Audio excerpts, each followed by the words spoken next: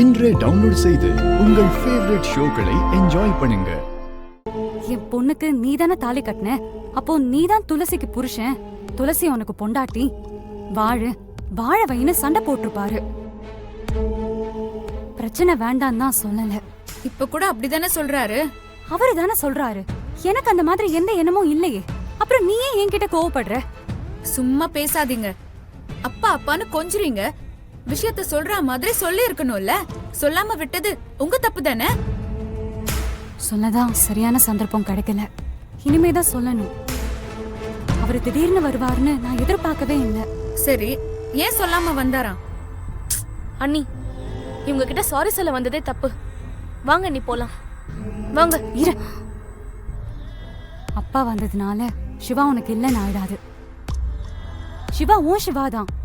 சிவா உன் புருஷன் தான். நீதான் சிவாவுக்கு பொண்டாட்டி. இதுல எந்த மாற்றமும் கிடையாது. நான் உனக்கு எந்த விதத்திலயும் போட்டியா வரமாட்டேன், சரியா? அப்பாவுக்கு தெரிஞ்சா ரொம்ப வருத்தப்படுவாரு ஜனனி. இப்ப சொல்ல வேண்டாம், கொஞ்சம் லேட்டா சொல்லிக்கலாமே. அவரு போற வரைக்கும் கொஞ்சம் பொறுமையா இருக்கணும், அவ்வளவுதான். நான் பொறுமையா இல்லனா என்ன பண்ணுவீங்க? இதுக்கு நான் என்ன பதில் சொல்றதுன்னு எனக்கு தெரியல. நான் சொல்றத புரிஞ்சுக்க நீ தயாராவே இல்ல. ஹலோ, நீங்க பொறுமையா இல்லனா பிரச்சனை தான் பெருசாகும். அப்பாவுக்கும் துளசி அண்ணியோட அப்பாவுக்கும் வாக்குவாதம் ஆகும். போலீஸ் கேஸ் ஆகும். போலீஸ் கேஸ் ஆனா 2 பொண்டாட்டியோட வாழ சொல்லுவாங்க. அப்படி சொன்னா என்ன பண்ணுவீங்க? சொல்லுங்க, என்ன பண்ணுவீங்க?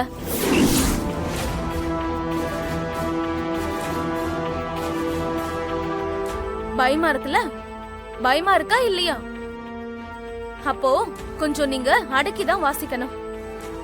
முடிஞ்சா சிவான முன்னாடி வராதீங்க.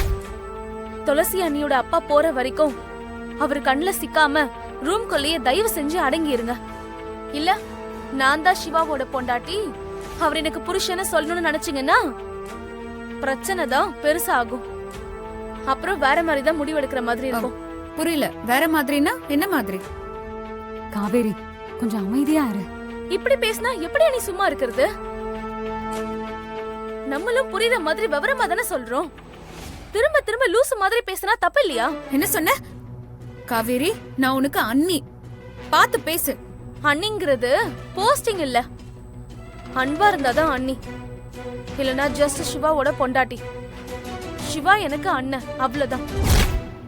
கொஞ்சம் புரிஞ்சுக்க முயற்சி பண்ணு. இன்னும் 3 நாள் தானே.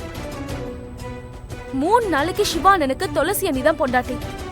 அப்படிதான் இந்த வீடும் நடந்துக்கும். புரியுதா? இல்ல, விருப்பம் இல்ல, இதுக்கு நான் ஒத்துக்க மாட்டேன், நான் போய் அவர்கிட்ட சொல்லுவேனா? தாராளமா போய் சொல்லுங்க.